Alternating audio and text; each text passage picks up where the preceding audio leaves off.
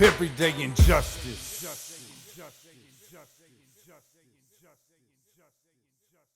Later, how did Mr. Chandler get caught up in this? And I think it started with just looking at the details of his job. Mr. Chandler was a van driver for a Department of Social Services funded daycare center. So he had kids from 2 to 5 years old on the van.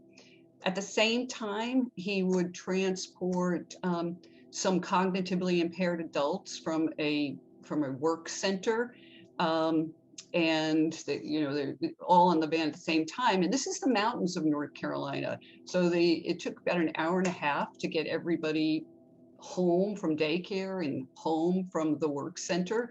But meanwhile, people are on this van together.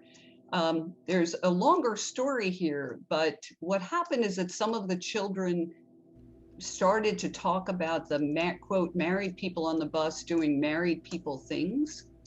And the married people on the bus, which is actually a small van, but they called it a bus, the children did, that the married people were two of the cognitively impaired adults with IQs between 60 and 68. And they were boyfriend and girlfriend.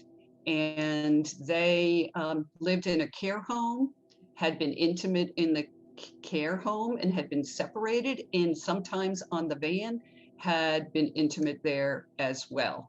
And the children talked about it, and just given the times and given the size of the community and how innuendo and rumor and allegations ripple through, at the end of the day, the children were saying that they had been molested, abused by those two married people who became co-defendants in this case, and the van driver, Mr. Chandler. It's easy to see that if there's a public allegation, meaning an allegation that gets to the prosecution, to the prosecutor or to the police, that a child is being abused, I think it would represent the highest duty that the prosecutor and the police had to check that out, to determine whether that's true. And I think politically and morally, they would feel an obligation to protect the children. That's, there's nothing that they can do that would, is more important than that. The problem is that the prosecutors and the police don't exercise any independent judgment in these cases.